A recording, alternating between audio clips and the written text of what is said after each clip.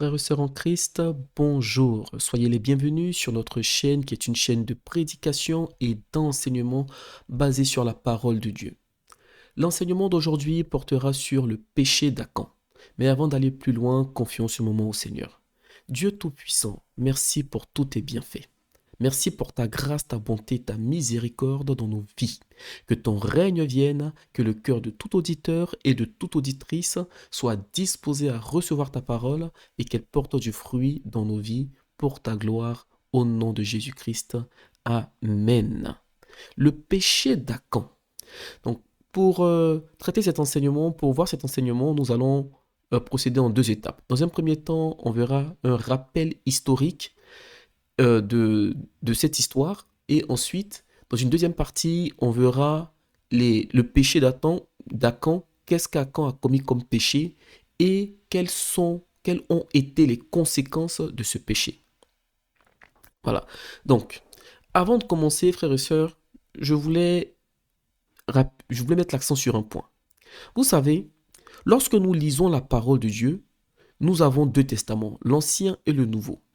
Et souvent, lorsqu'on lit l'Ancien Testament, on a l'impression que c'est uniquement des choses qui concernent la loi et le Nouveau Testament uniquement des choses qui concernent la grâce.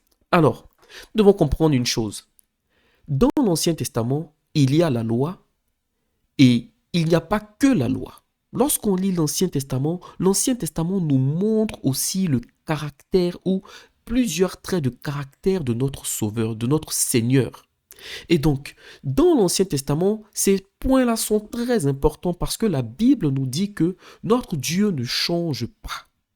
Le Testament a changé, mais Dieu, lui, n'a pas changé. L'homme a changé, l'homme a évolué, l'homme a progressé. Mais Dieu, la Bible dit qu'il n'y a en lui l'ombre d'aucune variation. Donc, lorsqu'on voit les caractères, les façons d'agir, de réagir de Dieu, eh bien, ça nous permet de comprendre à qui nous avons affaire et comment est-ce qu'il est, comment est-ce qu'il procède, comment est-ce qu'il agit et comment est-ce qu'il réagit. Nous avons la grâce, oui, mais la grâce ne signifie pas que Dieu a changé. Non, la grâce est une faveur qui nous est accordée par un Dieu qui ne change pas. Eh bien, on entend souvent dire, Dieu a dit telle chose, elle va arriver dans ta vie. Dieu t'a fait une promesse, il va l'accomplir. Dieu a fait ceci, il va faire, il va agir. Ce n'est pas toujours faux, mais souvent ce sont des résumés. Et cette histoire d'Acan nous montre aussi dans quelles circonstances nous pouvons recevoir des promesses et les événements que nous pouvons vivre peuvent être contraires aux promesses que nous avons reçues. La Bible nous enseigne cela.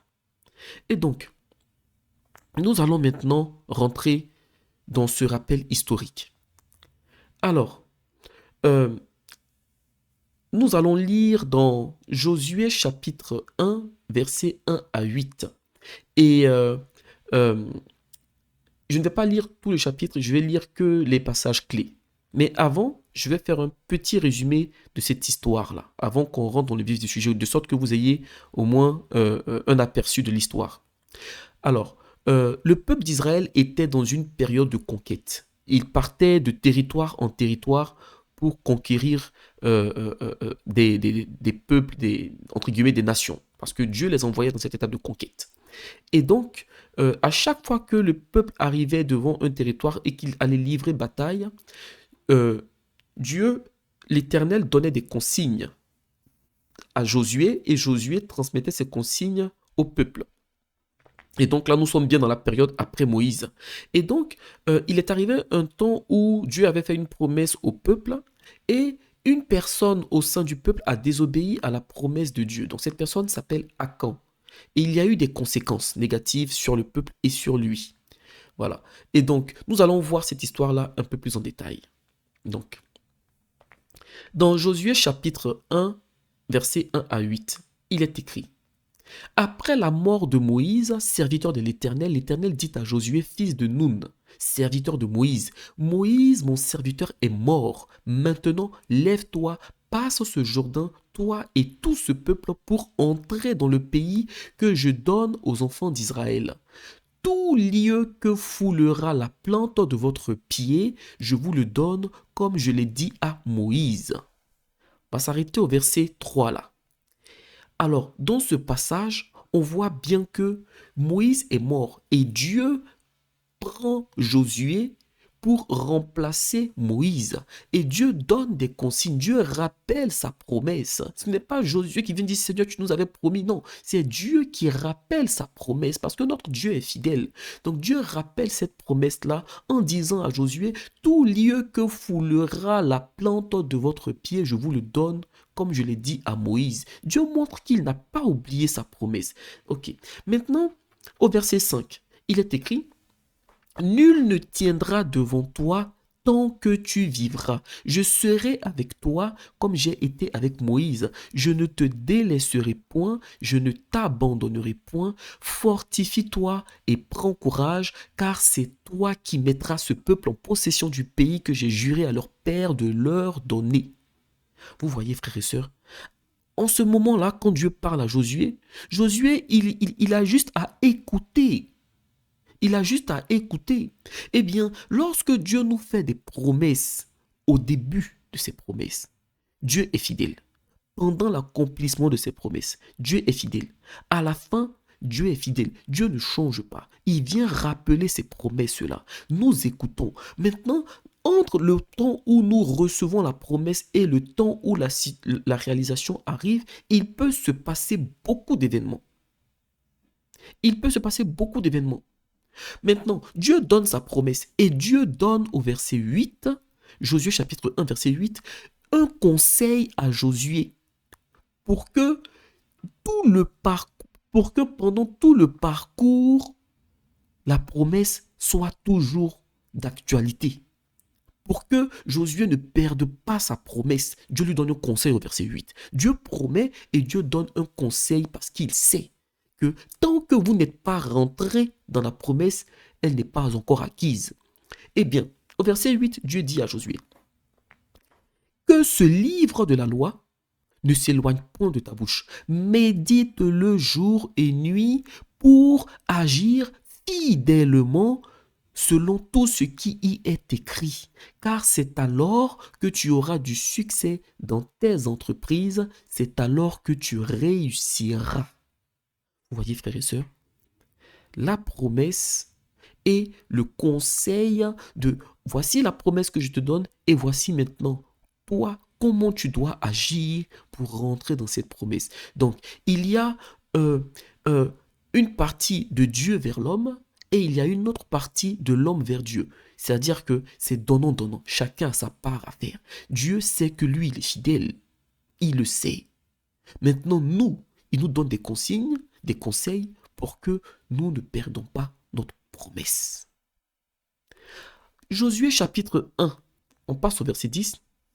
Dieu a donné les consignes à Josué. Et maintenant, voici ce que Josué dit.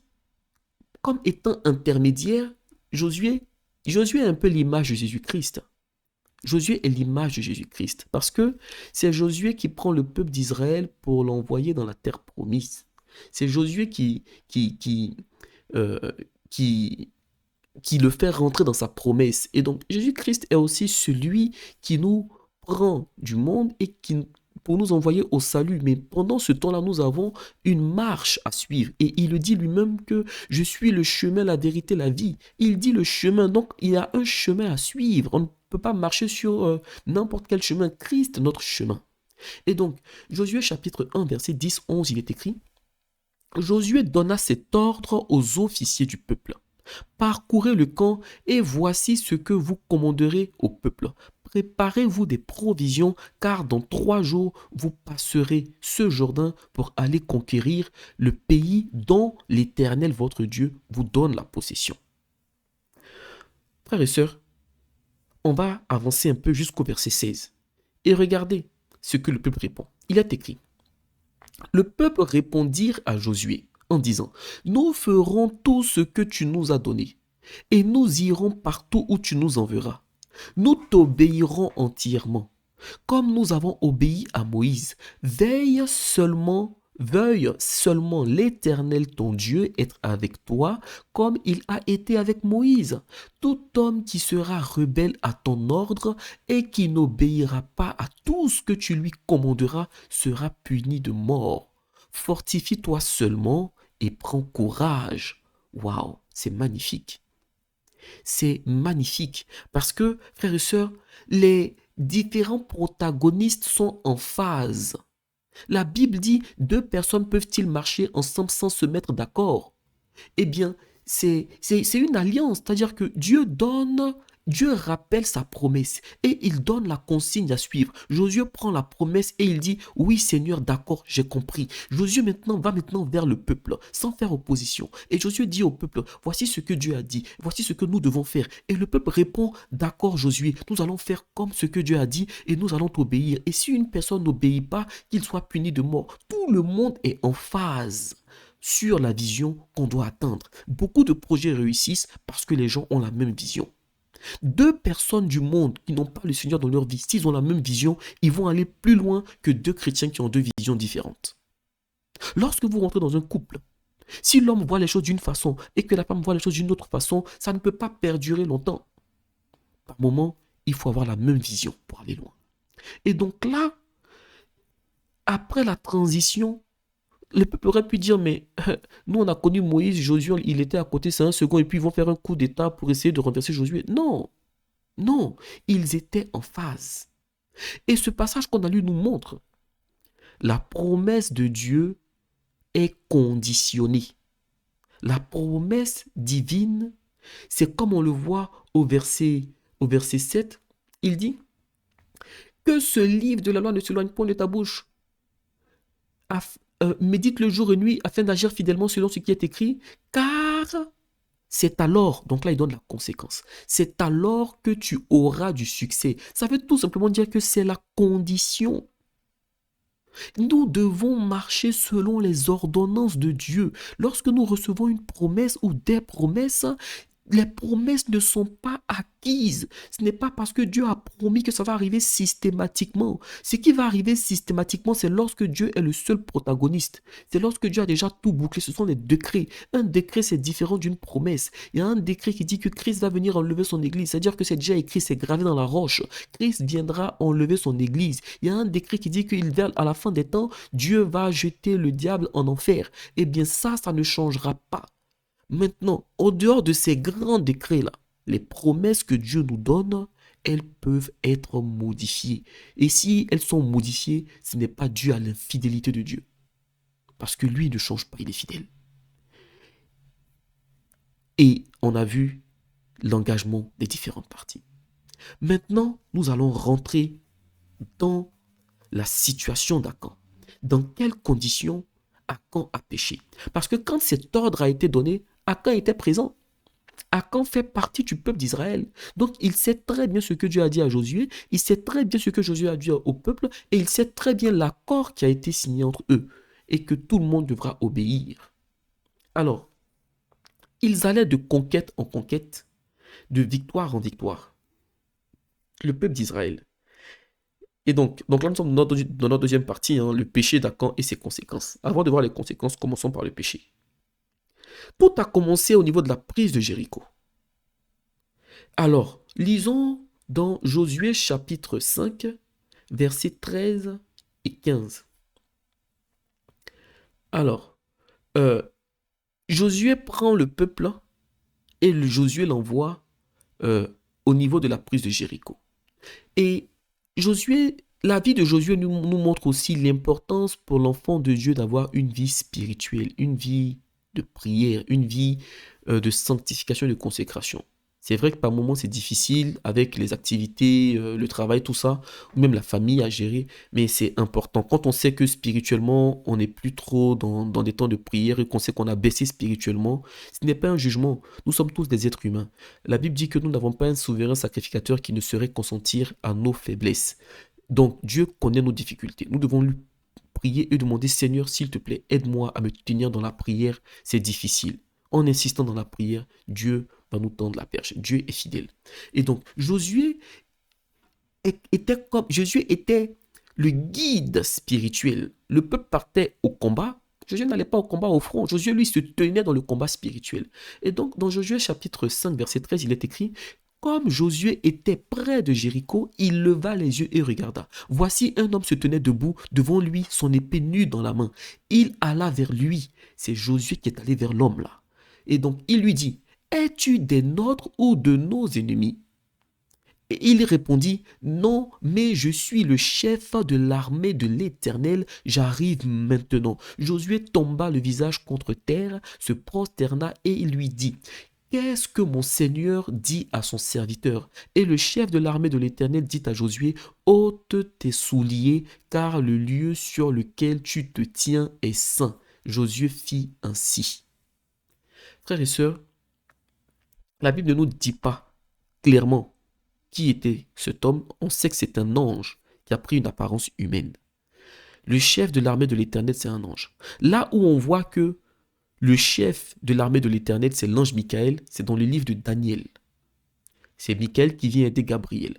Et donc, on peut donc supposer ici que c'est l'ange Michael qui avait pris une apparence humaine avec une épée dégainée et il était en face de Josué. Et lorsqu'il se présente à Josué, vous voyez, frères et sœurs, il dit une chose qui est similaire à ce que Dieu avait dit aussi à Moïse. Lorsque Dieu s'est révélé à Moïse à travers le buisson ardent qui brûlait sans consumer, Moïse voulait voir et Dieu a dit à Moïse: ôte tes souliers, car le lieu sur lequel tu te tiens est un lieu saint. Il n'y a pas de hasard dans la Bible. Donc Josué va conquérir Jéricho. Jéricho était une ville fortifiée. Par moments, nous avons des projets dans nos vies et il y a des moments où on se dit: bon, ce projet-là, c'est un projet qui est déterminant. Pour une personne, ça peut être une promotion au boulot. Pour une autre personne, un élève, ça peut être, il a fait ses études et il a tout misé sur son bac. Et donc, pour lui, il y a tellement de pression que c'est vraiment le projet qui est le plus important pour lui. Et bien là, la conquête de la ville de Jéricho, c'était une ville qui était tellement fortifiée que pour le peuple d'Israël, c'était quelque chose de très important. Ce n'était pas la première ville, mais c'était une ville importante pour le peuple d'Israël, la ville de Jéricho. Et donc, Josué, se tenant en face de l'homme, il ôte ses souliers. Mais quelle est cette image d'ôter ses souliers lorsqu'on rentre dans la présence de Dieu? Avant, les souliers, on portait, et même aujourd'hui, c'est pour aller partout. À gauche, à droite, au travail, partout, on met des chaussures. Eh bien, le fait de retirer ces chaussures, c'est aussi l'image d'enlever toute la poussière qu'on a traînée. Moïse, il avait tué l'Égyptien, il s'était enfui de chez Pharaon, il était allé rencontrer Jéricho dans le désert, et donc Dieu lui a dit: ôte tes souliers. En fait, toute la poussière que tu as traînée là, dans la présence de Dieu, laisse ça dehors. Rentre dans la présence de Dieu, dans la sanctification, pieds nus, c'est-à-dire qu'il n'y a rien qui est sale sur tes pieds, il n'y a rien qui est caché. Ce qui va couvrir ton pied, c'est le zèle de l'Éternel. Et donc, c'est pourquoi la Bible dit que nous portons pour chaussures le zèle de l'Éternel. Ça veut dire qu'on a préalablement enlevé nos chaussures anciennes pour être zélés pour l'Éternel. Et donc, lorsque l'ange de l'Éternel lui dit: ôte tes souliers, il y a une chose qui est intéressante ici. Avant de lui dire ça, Josué lui pose une question qui est intéressante. Josué lui dit: tu es avec nous ou tu es contre nous? Tu es des nôtres ou tu es notre ennemi? Attends, frères et sœurs. Lorsque Josué pose cette question est légitime. Mais regardez la réponse de l'ange. Il dit non. Non, c'est quoi? Ça veut dire: je ne suis pas avec vous. Mais je suis le chef de l'armée de l'Éternel, j'arrive maintenant. Mais pourquoi il dit non? On sait que l'Éternel était avec Israël. Pourquoi l'ange de Dieu répond non à Josué, alors que Israël est le peuple de l'Éternel? Dans ce contexte-là, en fait, ça nous montre. Les anges de Dieu, lorsqu'ils viennent nous aider, ils ne travaillent pas pour nous. L'ange de l'Éternel, quand il vient nous aider, il ne vient pas travailler pour nous. Il vient travailler pour Dieu. Comme nous sommes obéissants, le travail qu'ils font est en notre faveur. Maintenant, quand nous sommes désobéissants, le travail est en notre défaveur. Par exemple, lorsque David a péché contre l'Éternel et que Dieu voulait envoyer un châtiment, Dieu a envoyé son ange pour frapper. Dieu a dit à David, choisis, est-ce que tu veux que le peuple ait 3 mois de famine? Est-ce que tu veux que, je crois que c'est 3 ans de famine, est-ce que tu veux fuir tes ennemis pendant 3 mois ou est-ce que tu veux que l'Éternel vienne frapper la nation pendant 3 jours? Eh bien, David a dit, je préfère être tombé entre les mains de l'Éternel, peut-être qu'il aura compassion de moi, que de tomber entre les mains des hommes. Eh bien, qui Dieu a envoyé pour frapper le peuple? C'était des anges. C'était un ange qui était venu frapper la nation. Et donc, cet ange-là, il n'était pas, c'était la nation d'Israël qui frappait. Vous voyez? Donc aujourd'hui, on entend des choses, oui, le ministère des anges, des anges, des anges. Les anges ne travaillent pas pour nous. Bibliquement parlant, l'ange ne travaille pas pour l'homme. C'est quand l'homme est obéissant que Dieu donne des consignes à ses anges pour travailler en faveur des hommes. Sinon, les anges qui sont allés détruire Sodome et Gomorrhe, c'était pas des démons, c'était des anges. C'était des anges, ce n'étaient pas des anges déchus. Et Dieu les envoyait. Et donc, dans la vie d'un être humain, quand Dieu envoie son ange, ça dépend de la relation que l'homme a avec Dieu. Les anges que Dieu a envoyés pour veiller sur Daniel, c'était des anges qui étaient venus réaliser une action en faveur de Daniel. Ils ne travaillaient pas pour Daniel. Et donc, quand l'ange Michael dit ici, le chef de l'armée de l'Éternel dit, non, je suis le chef de l'armée de l'Éternel, ça veut dire, je ne suis pas avec vous, je ne suis pas contre vous. Ça dépend, vous êtes où? Est-ce que vous êtes avec Dieu? Dans ce cas-là, je vais œuvrer pour vous. Si vous êtes contre Dieu, dans ce cas-là, je vais œuvrer contre vous. Parce que l'ange est soumis à l'Éternel. Et donc, là, l'ange a agi en faveur d'Israël parce que en ce moment-là, le peuple était dans l'obéissance à la parole de l'Éternel. Maintenant, la bataille de Jéricho était une bataille spirituelle, tellement spirituelle qu'il a fallu que ce soit le chef de l'armée de l'Éternel qui soit impliqué. Maintenant, vous voyez, frères et sœurs, il y a une chose à laquelle nous devons faire attention. La Bible nous dit que Jéricho était barricadé. Dans Josué chapitre 6, versets 1 à 2, il est écrit, Jéricho était fermé et barricadé devant les enfants d'Israël, personne ne sortait et personne n'entrait. Vous voyez? L'Éternel, si on lit le verset 2, il est écrit, l'Éternel dit à Josué, vois, je livre entre tes mains Jéricho et son roi et ses vaillants soldats. Vous voyez, frères et sœurs? Eh bien, en fait, jusqu'à présent, ce qu'on a vu, il y a une conformité entre l'accomplissement de la promesse et la promesse. Le peuple d'Israël est en train de vivre ce que Dieu a promis. Mais c'est parfait. C'est parfait. Donc jusqu'à présent, on peut dire que le peuple a été fidèle dans son engagement. Dieu est fidèle aussi dans son engagement. Maintenant, lorsque le peuple était en train de prendre la possession de Jéricho, au verset 18, il est écrit, Josué chapitre 6, verset 18, il est écrit, là c'est l'Éternel qui parle, il dit, gardez-vous seulement de ce qui sera dévoué par interdit, car si vous preniez de ce que vous aurez dévoué par interdit, vous mettriez le camp d'Israël en interdit et vous y jeterez le trouble. Tout l'argent et tout l'or, tous les objets d'airain et de fer sont consacrés à l'Éternel. Seront consacrés à l'Éternel et entreront dans le trésor de l'Éternel. Vous voyez, frères et sœurs, là maintenant, Dieu leur donne une consigne dans la bataille de Jéricho, dans la conquête de Jéricho. Et il leur dit, il y a des choses qui seront dévouées par interdit. Vous ne devez pas toucher à cela. Dieu n'avait pas dit de ne toucher à rien. Il n'avait pas dit de ne toucher à rien. Et le passage, le Seigneur est clair. Il dit, si vous preniez de ce que vous aurez dévoué par interdit, vous mettriez le camp d'Israël en interdit et vous y jeteriez le trouble. Et Dieu ne travaille pas avec l'interdit.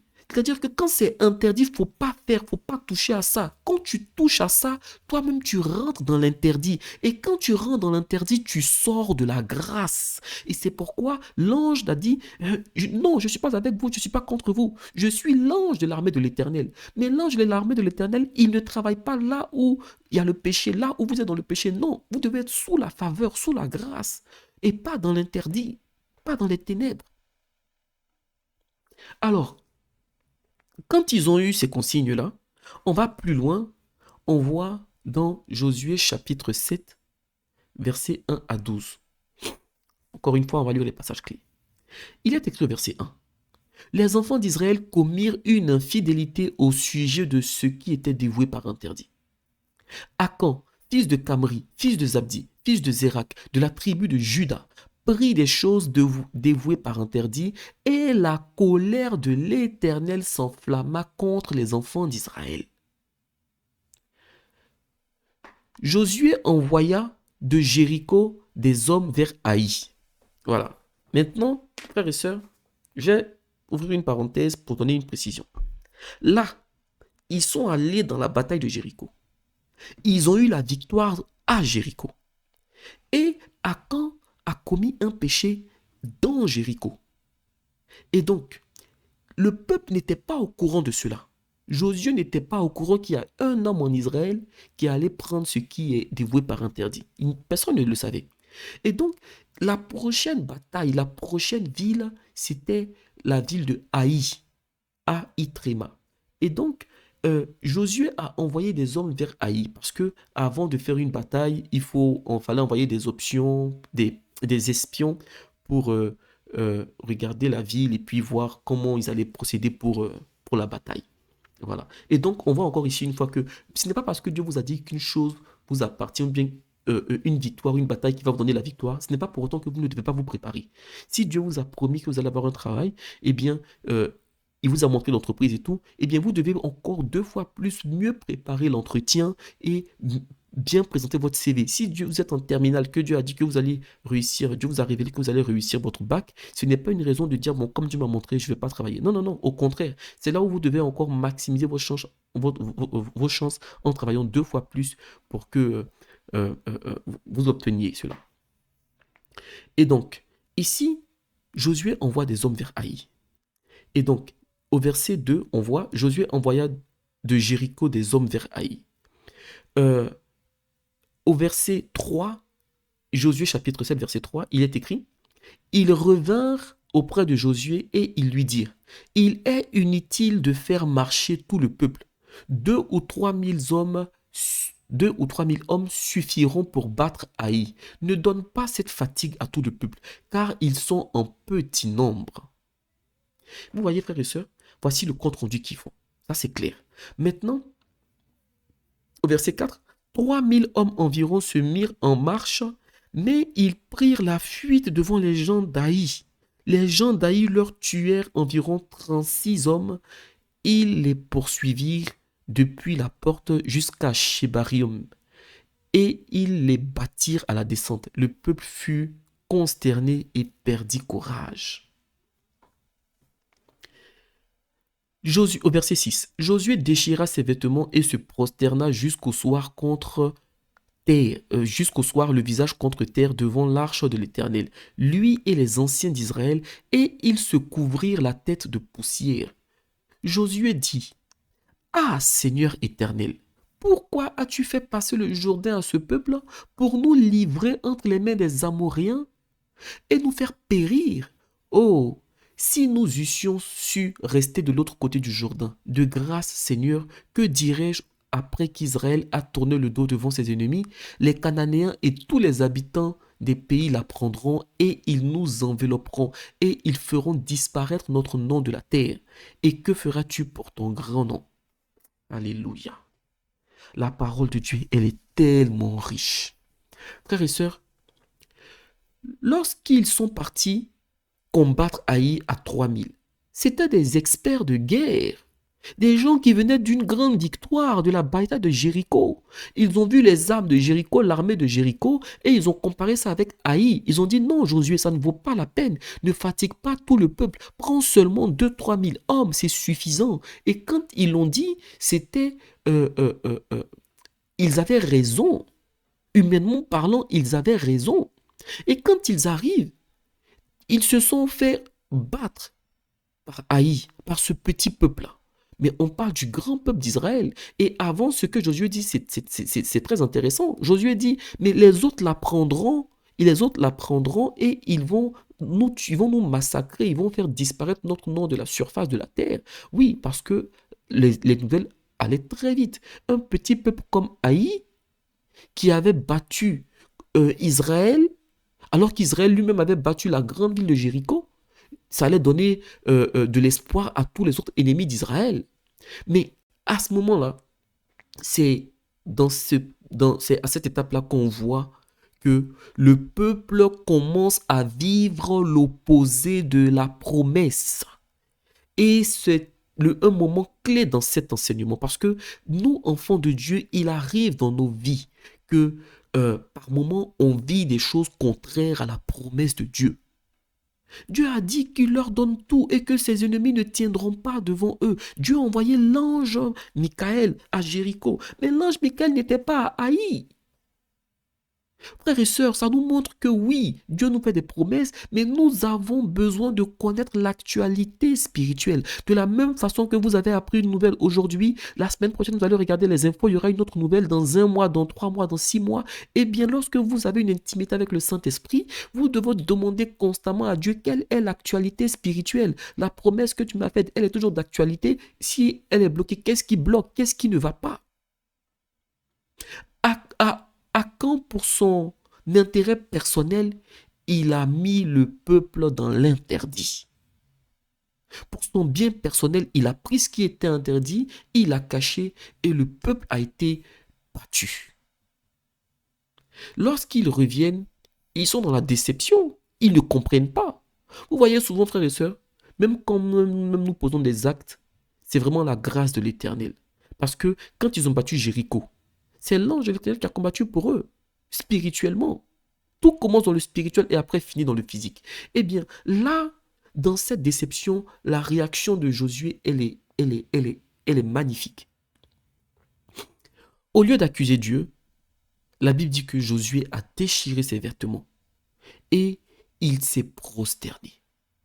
La Bible nous dit, le jour du malheur, le jour du bonheur, réjouis-toi. Mais le jour du malheur, réfléchis.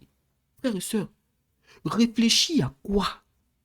Le jour du malheur, réfléchis à quoi? Réfléchis au passé, réfléchis. Qu'est-ce qui a fait que je me suis retrouvé dans cette situation? Qu'est-ce qui a fait? Ce n'est pas réfléchir pour accuser les autres. Qu'est-ce que toi tu as fait comme acte? Qu'est-ce que tu as prononcé comme parole dans le passé qui aurait pu t'emmener dans cette situation alors que cette situation est complètement opposée à ce que Dieu avait promis, avec ce que Dieu t'avait promis dans le passé? Quand Dieu t'avait promis, entre le moment où il t'a promis et ce que tu vis aujourd'hui, qu'est-ce qui s'est passé entre les temps? Eh bien, quand la Bible dit le jour du malheur, assieds-toi, réfléchis. Très souvent, nous avons posé des actes, nous avons commis des actions dans le passé. Et c'est des années plus tard, on en tire des conséquences. Vous voyez, frères et sœurs, j'ouvre une petite parenthèse pour rendre un témoignage rapide. Il y a une personne, une sœur, un jour avec qui je parlais, qui me dit, on parlait des promesses de Dieu, tout ça. Et elle me dit, vraiment, elle regrette parce que euh, elle est dans le célibat, ça fait longtemps. Et dans le passé, quand elle était plus jeune, Dieu lui a donné un homme. Dieu lui avait montré un homme et Dieu lui avait dit que voici l'homme que je t'envoie.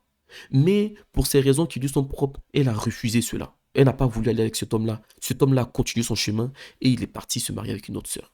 Et en fait, euh, elle me demande, est-ce que tu penses que Dieu ne va plus me donner un autre homme? Frère et sœur, qu'est-ce que je vais répondre? Non, Dieu est fidèle, va te redonner. Non, je ne sais pas. Je ne sais pas.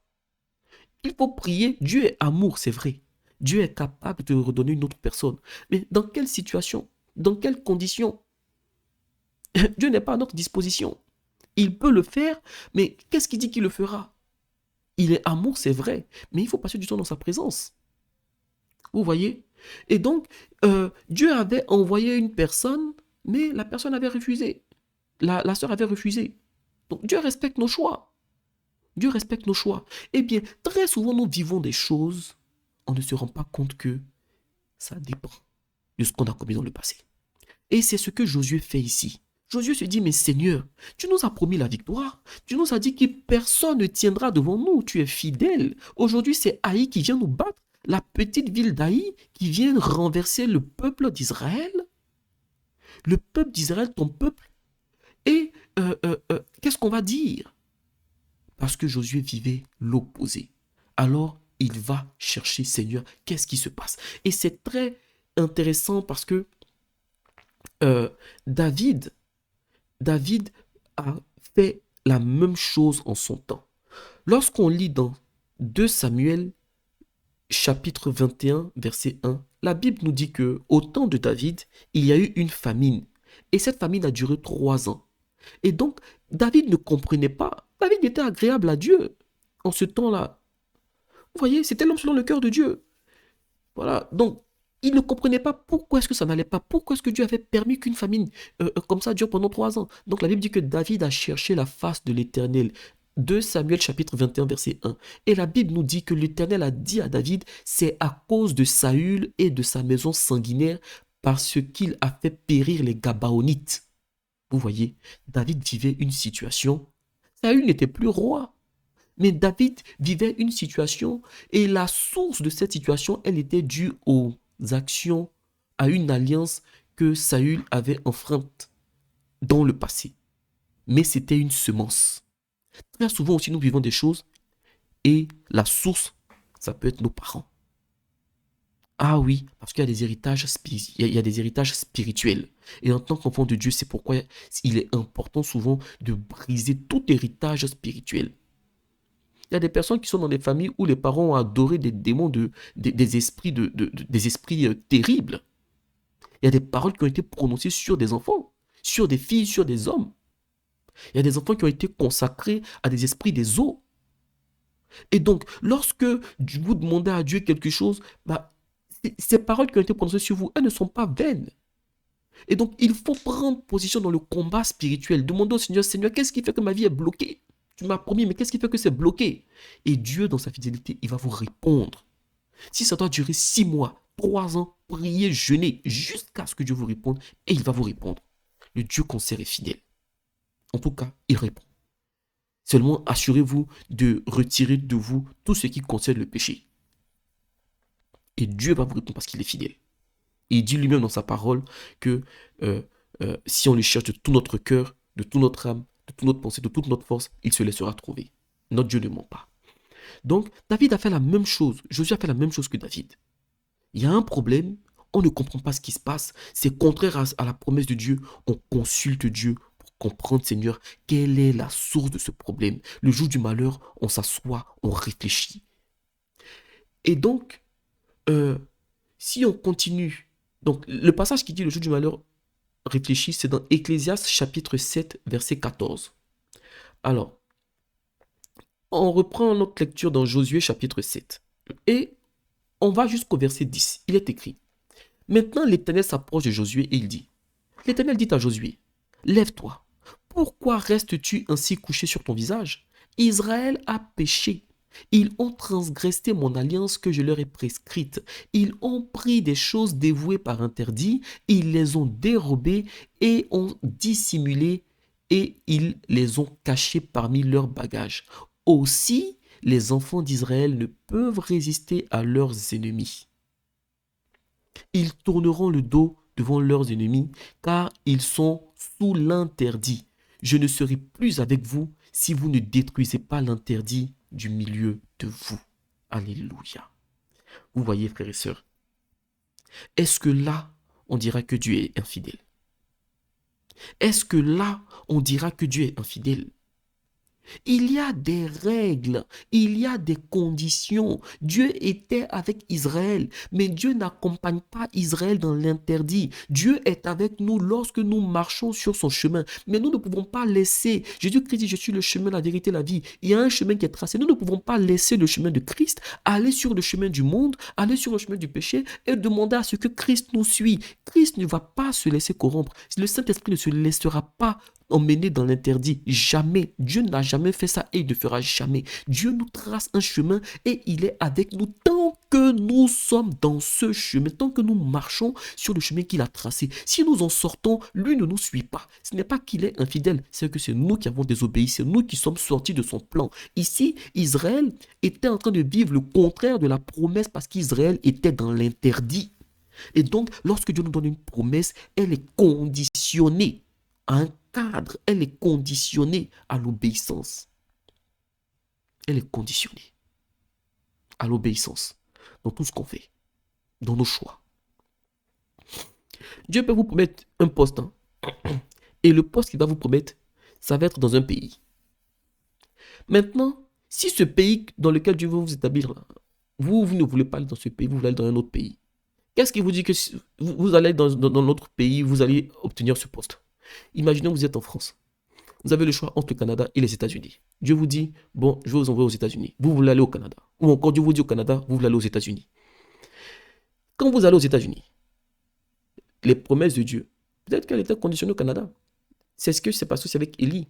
Dieu a dit à Élie, va dans le désert. Là, j'ai ordonné à des corbeaux de te nourrir. À un endroit bien précis. Mais si au lieu d'aller au désert, Élie partait à la plage, les corbeaux n'allaient pas partir à la plage pour nourrir Élie, parce que ce n'est pas là-bas que Dieu l'a envoyé. Vous voyez, les promesses de l'Éternel sont conditionnées par beaucoup de choses. C'est pourquoi il dit que ce livre de la loi ne se garde point de ta bouche. Médite le jour et nuit afin d'agir fidèlement. Ça veut dire que nous devons être en obéissance à la parole de Dieu. Personne n'est parfait. Hein? Quand on dit ça, ça ne veut pas dire qu'on est parfait. Nul n'est parfait. Mais nous avons besoin de nous forcer nous-mêmes, avec l'aide du Saint-Esprit, à vivre dans l'obéissance. Alors, donc lorsque l'Éternel a révélé la source du problème, voici maintenant la solution. Seigneur, comment on fait pour résoudre ce problème?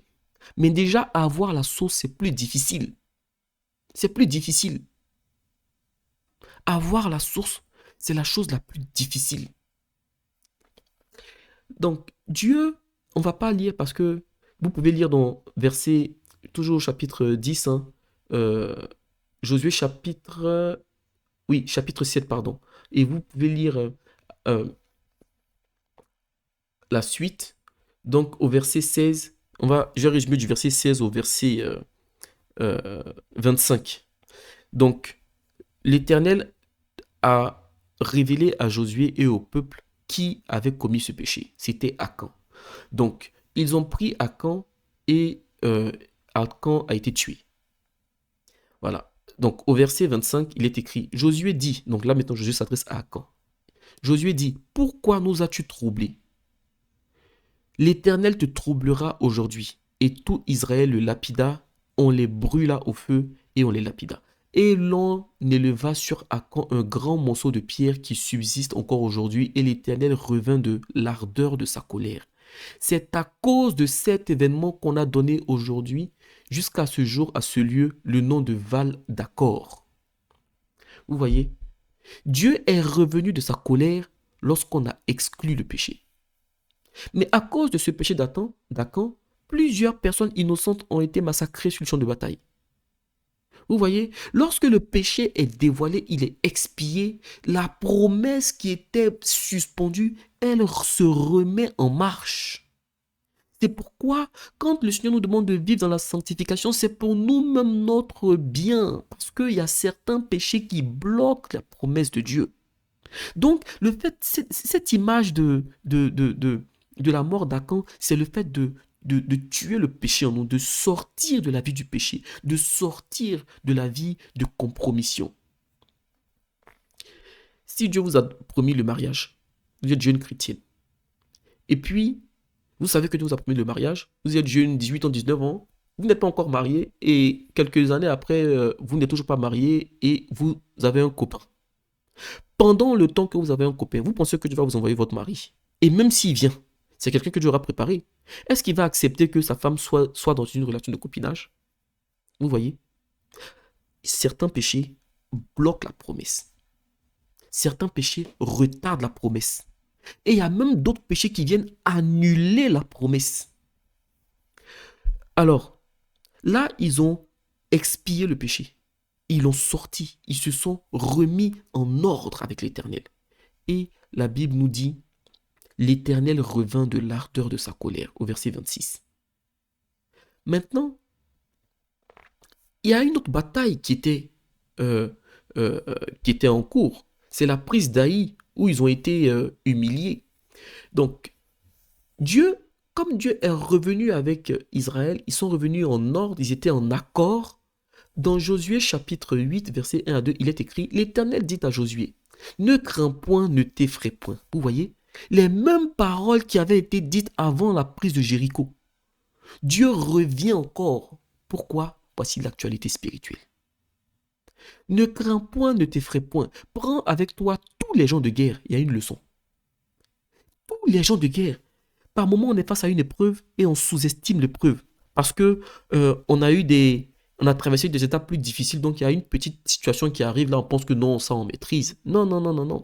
Quand ils avaient battu Jéricho, ils ont dit, ne fatigue pas tous les gens de guerre, prends juste 2000, 3000 personnes et puis envoie.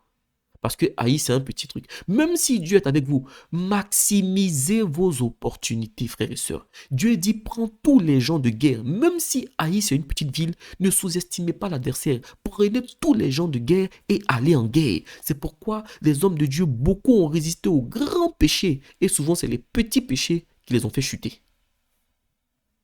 Souvent, c'est les petits péchés. C'est par là qu'une porte a été ouverte. Dieu dit, prends tous les gens de guerre, ne sous-estime pas Haï. Même si c'est un petit peuple, prends tous les gens de guerre et va en guerre contre eux. Montre contre Haï. Vois, je livre entre tes mains le roi d'Haï et son peuple et sa ville et son pays. Tu traiteras Haï et son roi comme tu as traité Jéricho et son roi. Seulement, vous garderez pour vous le butin et le bétail. Place une embuscade derrière la ville. Vous voyez? Vous voyez comment cette histoire, elle est triste pour Akan. Quand ils sont partis à Jéricho, Dieu a dit ne prends pas. Quand ils arrivent maintenant dans Haï, Dieu dit vous pouvez prendre et garder pour vous le butin. Dieu ne dit pas de dévouer Haï par interdit. Dieu dit vous pouvez garder le butin et le bétail. Vous voyez frères et sœurs, ça veut dire que si Akan avait attendu un peu, lors de la bataille d'Haï, il aurait pu prendre du butin et en profiter. La cupidité est un gros défaut. La cupidité, elle bloque beaucoup de bénédictions aussi. Ce que vous voulez avoir tout de suite, rapidement, si vous êtes patient, peut-être que Dieu a prévu de vous donner ça dans 1 an, 2 ans. Il faut juste être patient. Donc, il est mort comme ça, alors que la bataille d'après, Dieu a dit, vous pouvez prendre le butin. Ce passage est riche d'enseignements. Donc, Josué, dans l'obéissance, il est parti en guerre avec le peuple. Le peuple est parti en guerre en étant en accord avec l'Éternel et Dieu leur a donné la victoire. Et là, ils ont vécu encore l'accomplissement de la promesse. Nous arrivons à la fin de l'enseignement, frères et sœurs. Et voici la conclusion.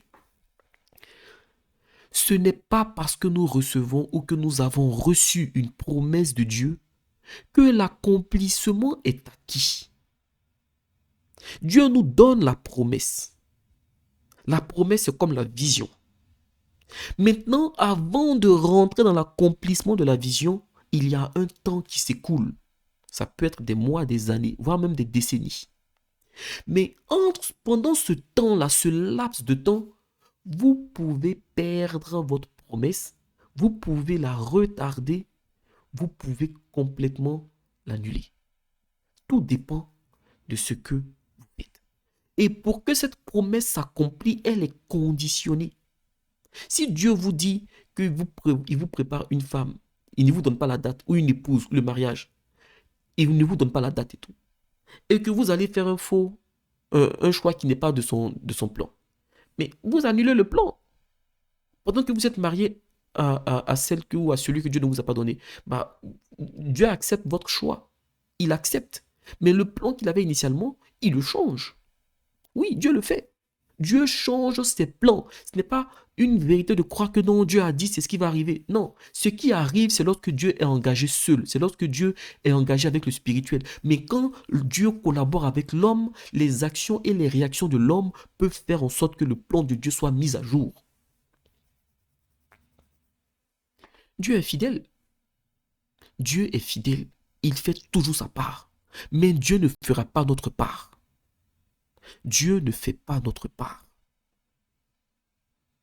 Donc lorsque Dieu nous fait une promesse, arrêtez de croire que Dieu a dit ça va s'accomplir. Dieu a dit ça va s'accomplir. Non.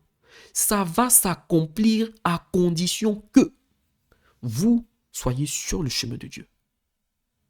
Si vous êtes sorti du chemin de Dieu, avant qu'il soit trop tard, revenez rapidement. Revenez rapidement. Parce que notre Dieu, même si la promesse initiale a changé, il est capable de faire une mise à jour. Et il n'est pas à court de bénédiction. Ça, c'est le point qu'il faut retenir aussi. Ne croyez pas que non, j'ai perdu ma promesse, c'est trop tard. Non, non. Dieu est capable de faire une mise à jour. Parce qu'il n'a pas de limite. Tout dépendra de votre positionnement. Tout dépendra de votre cœur, de votre sincérité de cœur avec lui. Si la repentance est sincère, retrouvez une intimité avec lui. Il va vous révéler les étapes qu'il veut vous révéler, de votre repentance, de votre changement, de votre transformation. Et puis, il peut vous donner une autre promesse. Il peut vous donner une autre promesse. Et sachez-le que même si vous donne une autre promesse, l'ennemi viendra encore vous combattre pour cette promesse. Donc, quand Dieu nous fait une promesse, focalisons-nous sur l'obéissance à sa parole pour rentrer dans l'accomplissement de sa promesse.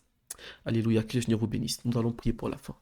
Seigneur, merci pour ton amour, ta grâce, ta bonté, ta miséricorde. Merci pour cet enseignement où tu nous fais comprendre que, oui, tu nous fais des promesses, mais nous aussi, nous devons collaborer avec toi.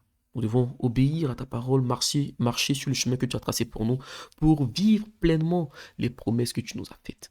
Oui, Seigneur, aide-nous, aide-nous, aide-nous, s'il te plaît, avec l'aide de ton Saint-Esprit. C'est toi qui mets en nous le vouloir et le faire, s'il te plaît, Seigneur. Aide-nous à vivre dans l'obéissance et à garder, Seigneur, ta parole toujours à côté de notre cœur, afin d'agir fidèlement selon ce qui est écrit, au nom de Jésus-Christ. Que ta parole soit semée en nous et qu'elle porte du fruit en nous pour ta gloire, au nom de Jésus-Christ. Amen.